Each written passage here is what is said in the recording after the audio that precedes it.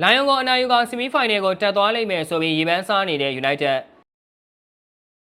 ဒီနေ့ညရှင်မြန်ကစားမဲ့ Manchester United နဲ့ Lion အသင်းတို့ရဲ့ Europa League Quarter Final ဒုတိယကြော့ပွဲစဉ်မှာတော့ Manchester United အသင်းဟာပြင်သစ်ကလပ် Lion အသင်းကိုအနိုင်ယူကျော်ဖြတ်ပြီးဆီမီဖိုင်နယ်အဆင့်ကိုတက်လှမ်းသွားလိမ့်မယ်ဆိုပြီးရေပန်းစားနေခဲ့ပါတယ်ပထမအကြောင်းပြင်သစ်ပြည်မှာကစားခဲ့စဉ်တုန်းက Manchester United အသင်းဟာပွဲပြီးကန်နေအချိန်ထိ Lion အသင်းကို2ဂိုးတဂိုးဆိုတဲ့ရလဒ်နဲ့ဦးဆောင်ထားနိုင်ခဲ့ကြပေမဲ့နာကျင်အချိန်ပေါ်မိနစ်မှာခြေပါကိုပြန်လည်ခွင့်ပြုပေးခဲ့ရပြီးတပတ်2ဂိုးစီနဲ့ပြီးဆုံးထားခဲ့ကြတာပါအဝေးခွင့်မှာတပတ်2ဂိုးစီနဲ့တေးရလက်ထပ်ပေါ်ခဲ့ပေမဲ့ဒုတိယအကြောင်း Old Trafford ကွင်းမှာကစားမဲ့ပွဲစဉ်မှာတော့နောက်တစ်ဆင့်ကိုတက်ရောက်နိုင်မဲ့အသင်းဖြင့် Manchester United အသင်းကရေပန်းစားနေခဲ့တာဖြစ်ပါတယ်။လာယွန်အသင်းရဲ့ဥရောပအစဉ်အလာများနဲ့အတူစူပါကွန်ပျူတာရဲ့ခံမှန်းချက်များအရ Manchester United အသင်းကအနိုင်ရဖို့လုံလောက်တဲ့အနေအထားမှာရှိနေပြီးမိနစ်90အတွင်းအပြေထွက်ပေါ်ဖို့လည်းရာဂိုင်နှုန်းများနေခဲ့တာပါ။ပထမအကြောင်းမှာအိုနာနာရဲ့အမားကနေဘေးကိုတွေခွင့်ပြုခဲ့ရပေမဲ့ဒီဟာဒီဥရောပပြိုင်ပွဲမှာရှုံးပွဲမရှိသေးတဲ့မှတ်တမ်းကိုတော့ဆက်ပြီးပိုင်ဆိုင်ခဲ့ကြပါတယ်။ Manchester United အသင်းအနေနဲ့ Premier League အမပေးစရာအရာ Champions League ဝင်ခွင့်ရဖို့ကလည်းမဖြစ်နိုင်တော့တဲ့အတွက်တကယ်လို့ Champions League ဝင်ခွင့်ရယူသွားခြင်းနဲ့ဆိုရင်တော့ Manchester United အသင်းအနေနဲ့ Europa League ဖလားကိုမဖြစ်မနေအရယူသွားဖို့အတွက်လှုံ့ဆော်သွားရမှာလည်းဖြစ်ပါတယ်။တကယ်လို့ Europa League ဖလားကိုသာ Manchester United အသင်းအနေနဲ့ရယူသွားနိုင်ခြင်းမရှိဘူးဆိုရင်တော့အမပေးစရာရက်တည်မှု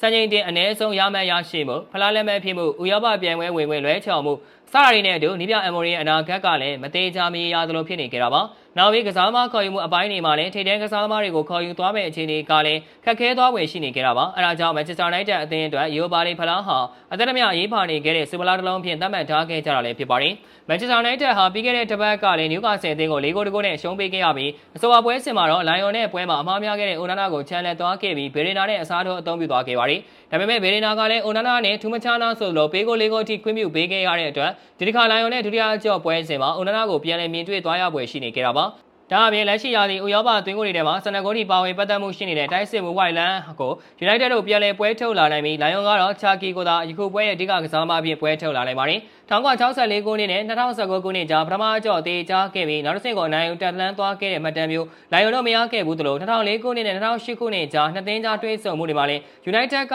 သာအသာကြီးရထားခဲ့တာပါ။ဒါပေမဲ့ United ကလည်းနောက်ဆုံးအကြိမ်ပြင်သစ်ကလပ်နဲ့တွဲဆုံခဲ့တဲ့အိမ်ကွင်းပွဲစဉ်တစ်ပွဲမှာပွဲတိုင်းရှုံးနေထားတာကလည်းစိတ်ဝင်စားစရာဖြစ်နေပြီး1965နဲ့2019ခုနှစ်ကြားပြင်သစ်အသင်းအနေနဲ့ကစားခဲ့တဲ့ပွဲစဉ်14ပွဲစလုံးကိုတော့တစ်ချိန်မှမရှုံးခဲ့ဘူးပါဘူး။ Lion ကလည်းအင်္ဂလိပ်အသင်းအနေနဲ့တွဲဆုံခဲ့တဲ့နောက်ဆုံး9ပွဲမှာတပွဲသာရှုံးနေထားတာကြောင့်ယခုပွဲအတွက်လည်းမျှော်လင့်ခွင့်တချို့ရှိနေဆဲဖြစ်ပြီးစူပါကွန်ပျူတာကတော့နောက်တစ်ဆင့်တက်မဲ့အသင်းပြင် United က63.1ရာခိုင်နှုန်းနဲ့ဦးစားပေးရွေးချယ်သွားခဲ့ပါတယ်။ဒါအပြင်တခြားသောခံမှန်းမှုတွေမှာလည်း United ကသာပုံမအသာစီးရနေပြီး Hoyland, Garnacho, Fernandes စတဲ့အဆိုးအဖွဲ့ရဲ့အနေအထားပြင် Onana ရဲ့အမားကင်းတဲ့လက်စွမ်းကိုသာပရိသတ်တွေအနေနဲ့စောင့်ကြည့်သွားဖို့လိုအပ်နေကြတာဖြစ်ပါတယ်။ Europa League ပြိုင်ပွဲကလည်း Quarter Final အဆင့်တွေပြီးဆုံးတော့မှာဖြစ်တဲ့အတွက်ပြိုင်ဆိုင်မှုတွေကလည်းဖြည်းဖြည်းနဲ့ပြင်းထန်လာခဲ့တာကိုမြင်တွေ့ထားခဲ့ရပြီးထိပ်တန်းအသင်းတွေတော့သာကြံရှိနေတော့တာဖြစ်ပါတယ်။ဟုတ်ကဲ့ပါဒီဗီဒီယိုလေးကဟောဒီလောက်ပါပဲ။နောက်ဗီဒီယိုတွေမှာလည်းအားကစားနဲ့ပတ်သက်တဲ့သတင်းကြားတွေကိုတင်ဆက်ပေးတော့မှာဖြစ်လို့လာရောက်ကြည့်ရှုကြဖို့ဖိတ်ခေါ်ပါရစေ။ကျွန်တော်တို့ရဲ့ page ကိုလည်း like and follow လေးမနေရသေးဘူးဆိုရင်နှိပ်သွားပေးကြဖို့တောင်းဆိုပါရစေခင်ဗျာ။အဆုံးထိကြည့်ပေးခဲ့ကြတဲ့အတွက်အားလုံးကိုကျေးဇူးအထူးပဲတင်ရှိပါရစေခင်ဗျာ။